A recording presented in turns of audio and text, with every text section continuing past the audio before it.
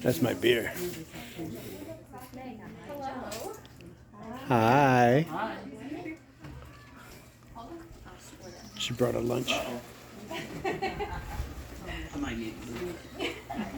So I always give fair warning if anyone is afraid of snakes. I have a snake with me today.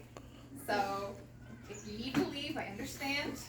If you don't want the snake anywhere near you, I'm gonna be walking around with her. So just tell me to back up, please, and I'll give you a little bit more space. So okay, I'll give you a little more space.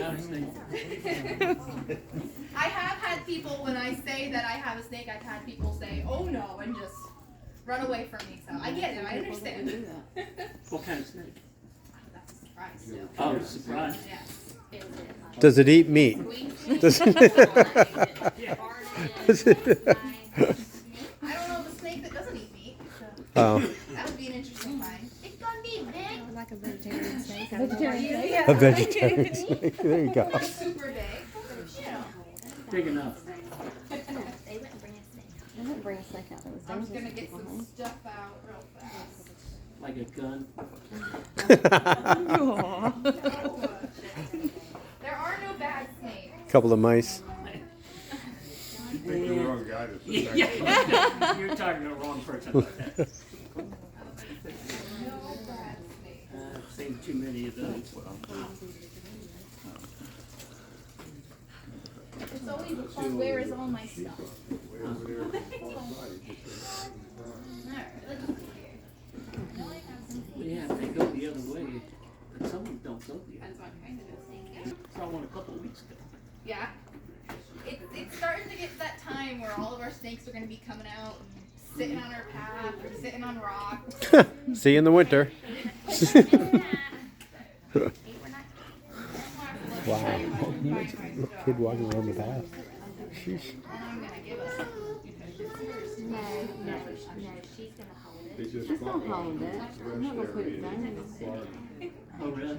270 pounds, 18 feet long. And then she won't be able to educate people and show them it's dangerous. Never gonna do The information card. Yeah.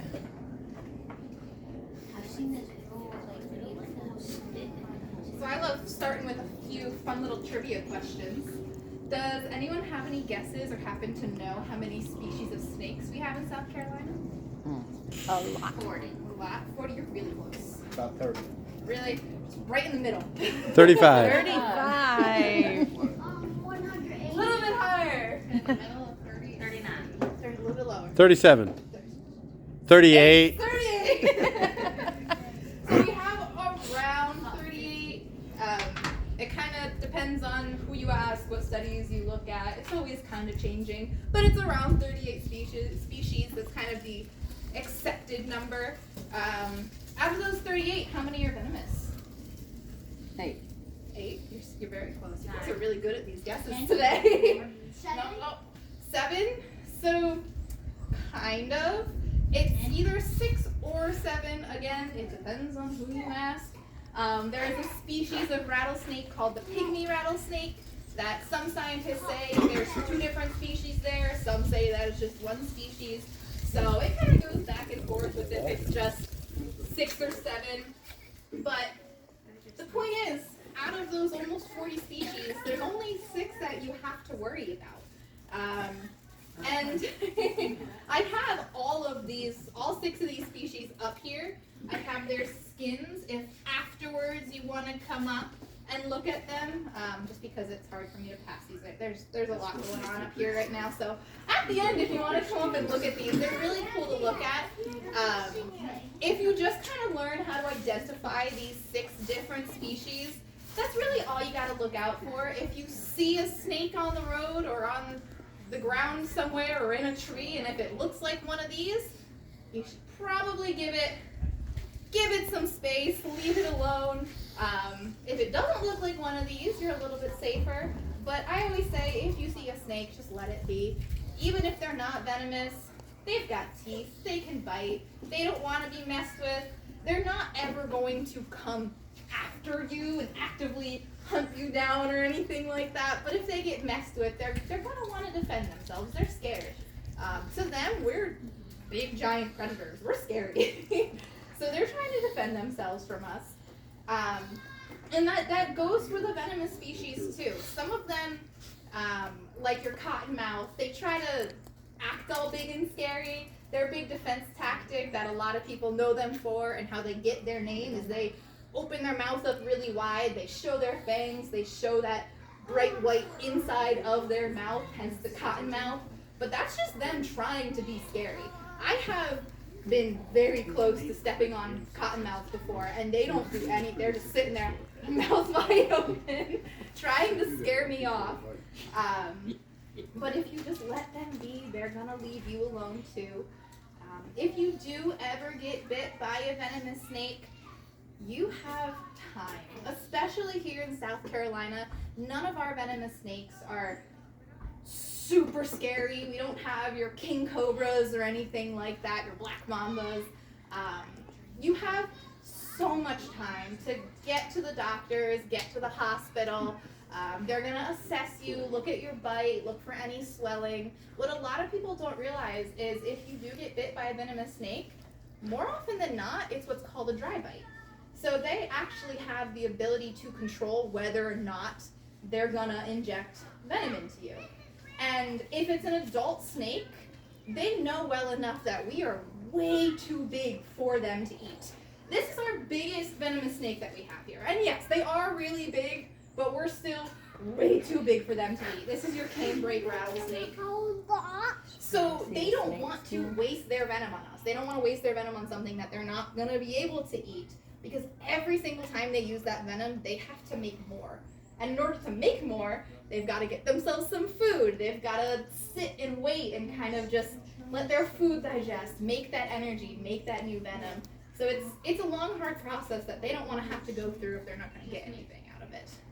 Sometimes there is venom involved, and you do end up having to get anti-venom and all that stuff. So you'd rather get attacked by a snake than by an alligator? Yeah, 100%. Yes, I would much rather be bitten by a snake than by an alligator.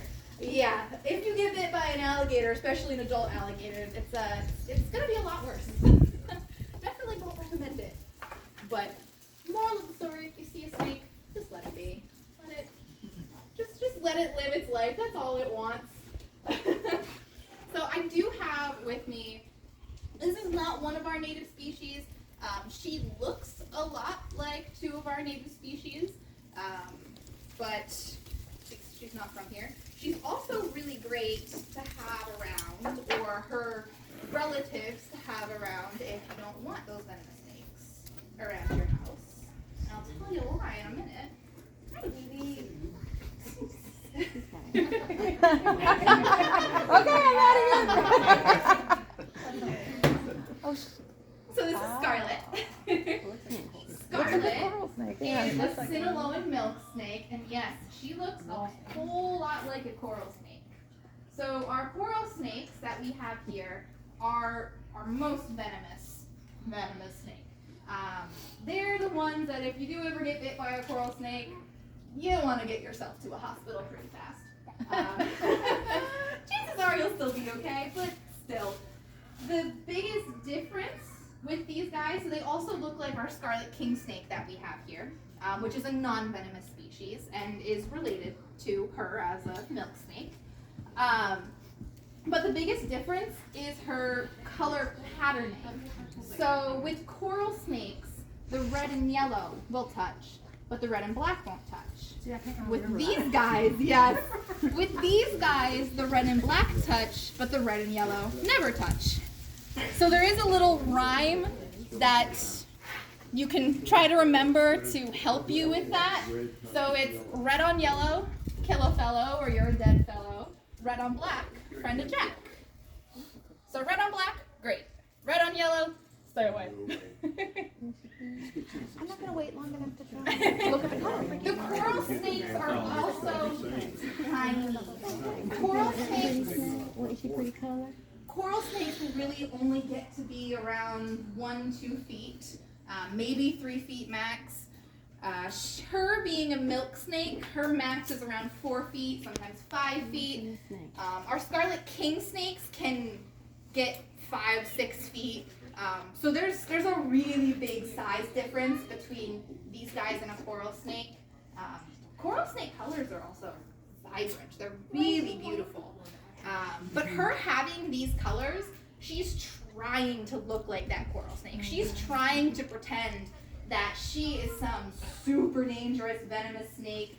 Don't mess with her because you don't want to get bit by her. When in reality, if you did get bit by her, it's gonna hurt. And you're gonna have a little boo-boo, but it's not the end of the She world. doesn't really make a sound.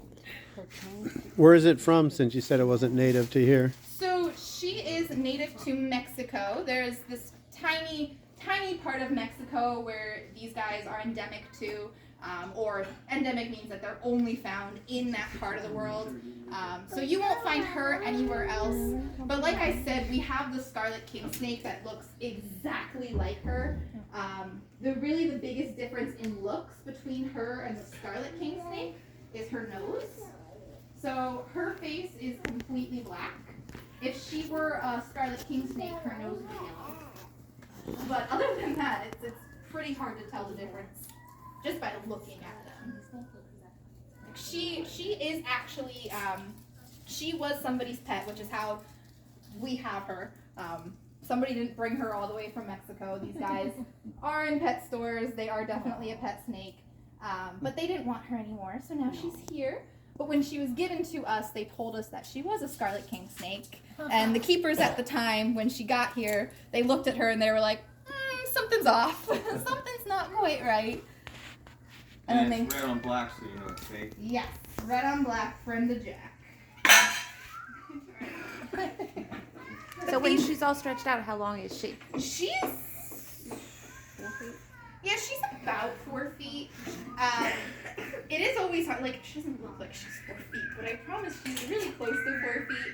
I'm not gonna stretch her out because there's a chance that I could hurt her if I do that.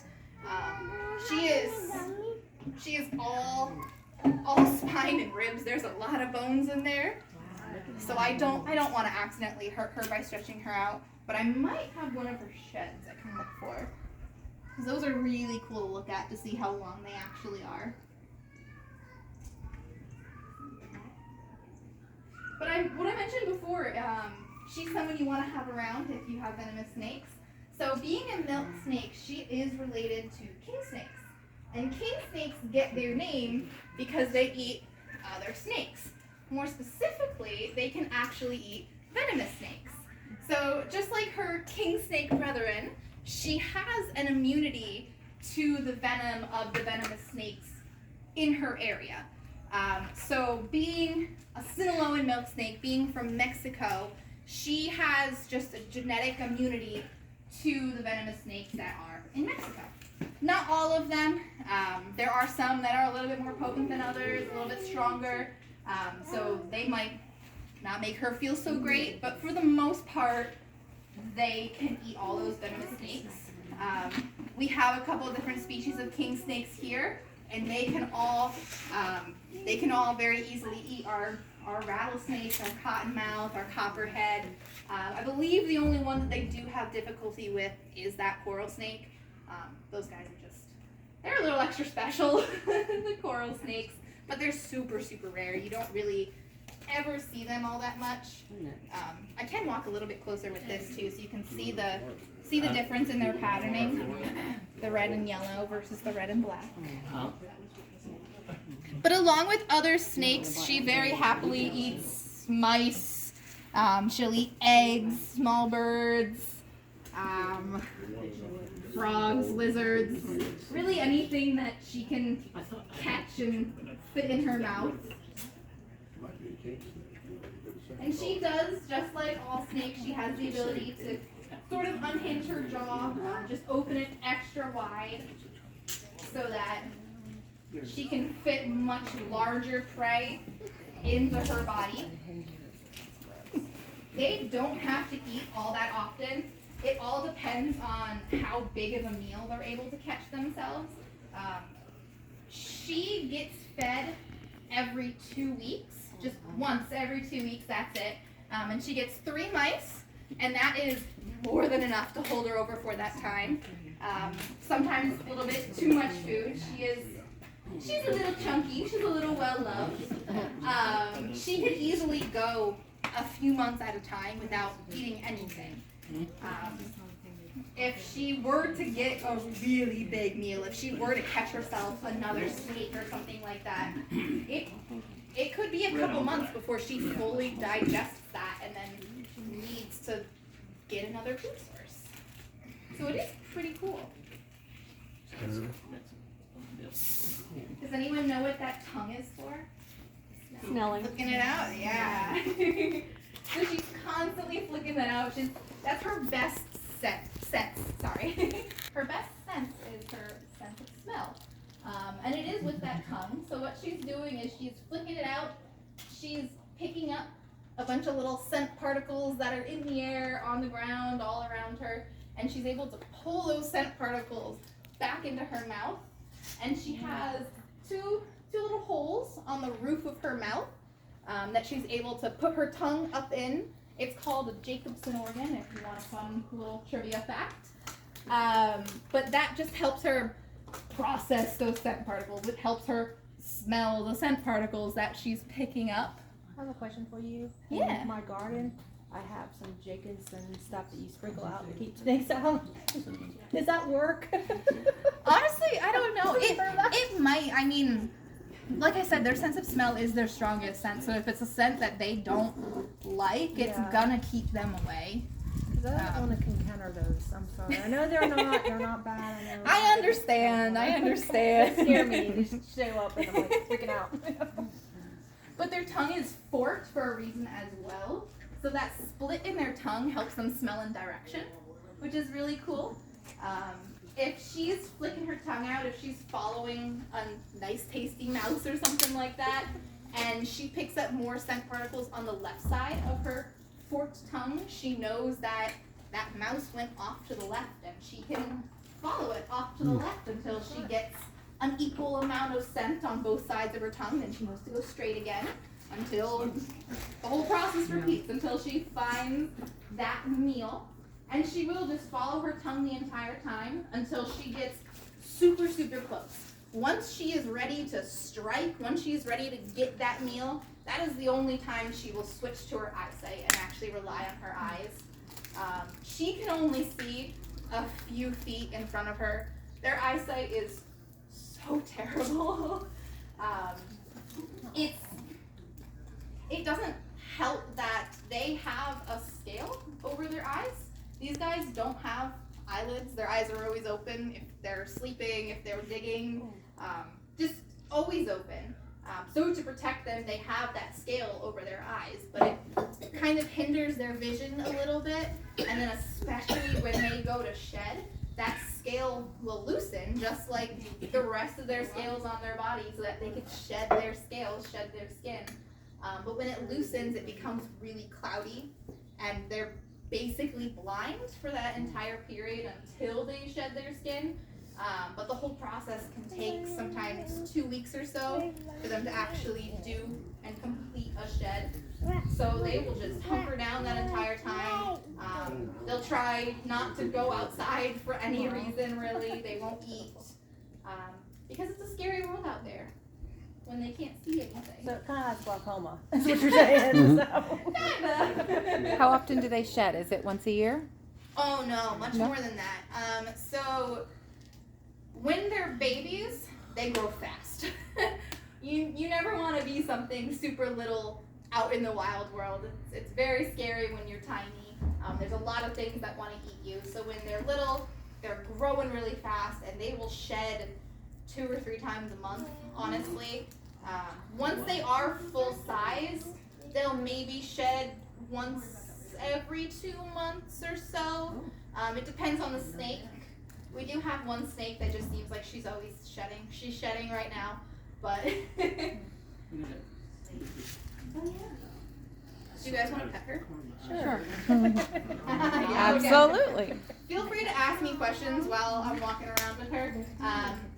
Few rules, definitely. Don't go anywhere near her face, please. I'm going to keep her face towards me. She is super sweet and super nice, but no one just likes a stranger's hand in their face, you know. I don't want anybody to get bit.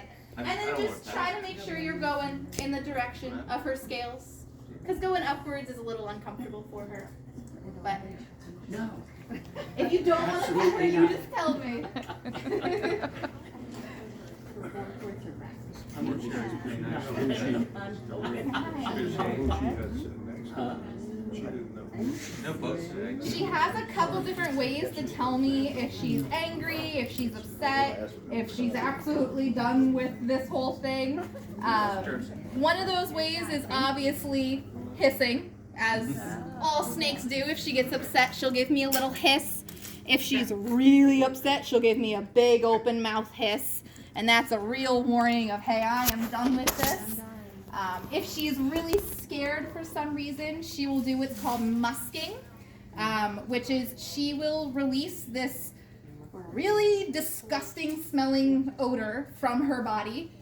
It's slimy, it's horrible. If you ever pick up like a wild garter snake, they're kind of known for it.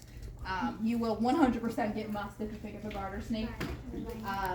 It's the whole point of it is they're trying to make themselves unappealing because nobody wants to eat something that smells horrible. Can't put your face. Yeah, I don't want anybody to get bit. What's your size difference between a king snake and a milk snake in adult range? King snakes are about 1 to 2 feet bigger I was gonna than say, these guys would be. Yeah. Okay. Yeah, king snakes are huge. Really? King snakes are really big. They can easily get up to 6 feet. One king snake we had was pretty good They size. grow really fast. So, oh, how fast do they go? I don't know the miles per hour, but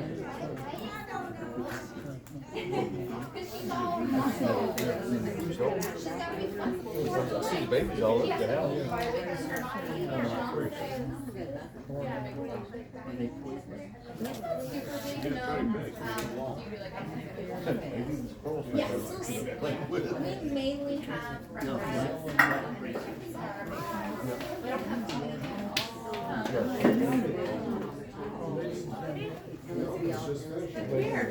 Touch the snake. And then one final thing she'll do if she's angry is she will actually rattle her tail like a rattlesnake. And the whole point of that is if she's in the wild, if she's in, like on the forest floor amongst weeds, when she shakes that tail, it does sound like a rattlesnake. And it's another way for her to try and trick any predators into thinking that she's venomous, stay away, I'm gonna hurt you. But really, she's harmless. They're gonna say they were harmless. That's not a venomous one. I can tell you that. It's like a rat snake or something. It's not a rat snake. It might be a water snake. It was in our bush. Yeah. Should have shot it.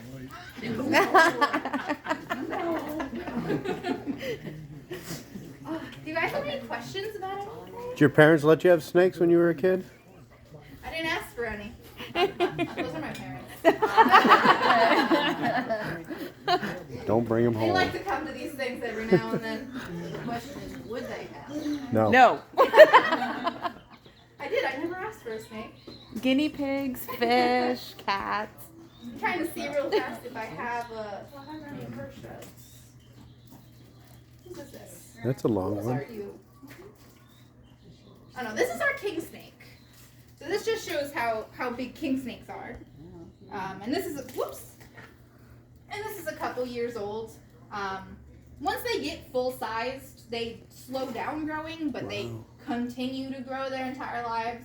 But they don't get too much bigger. Oh, another fun fact. She is actually 21 years old. So she is legal to drink, but we don't give her any of that. These guys in the wild, they'll live maybe 10 to 15 years or so. Is a good lifespan for a wild snake. In human care, 20 is normally the upper end, sometimes 25. So she's estimated to be 21, 22. When she was given to us, she was about a year old already, so it's We don't know her exact birth date, but based on her size, she was about a year old. Why are you upside down?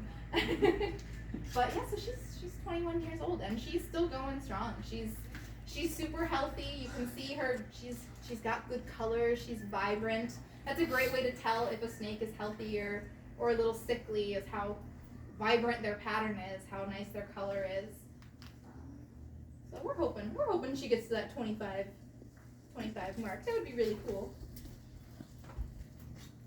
Yeah, I don't think I have any of her sheds. Oh well. Well, if you guys have any more questions, feel free to ask. If you want to come up and look at this stuff, I'm gonna kind of stand back here to give her a little buffer, but you're welcome to come up and get a closer look at her, get pictures, whatever you want. You want to take a You peek? can come look at this skeleton a little closer. That's always fun to look at.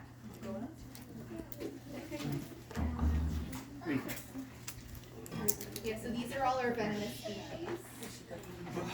I'm so sorry. Did I skip you guys? Oh.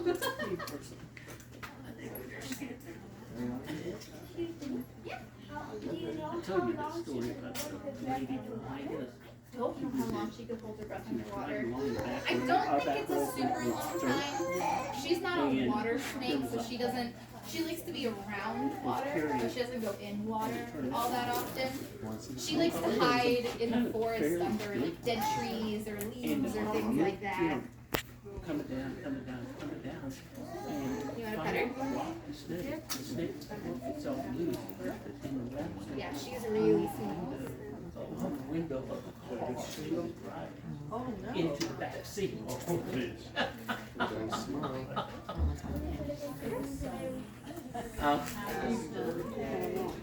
And they thought it was a hawk. Anyway, needless to say, she stopped the car down in the alley. Is there somebody in the back seat? You should wash your hands after, yes. I'll tell you what, one of our neighbors has a den of rattlesnakes that they have back there. Correct.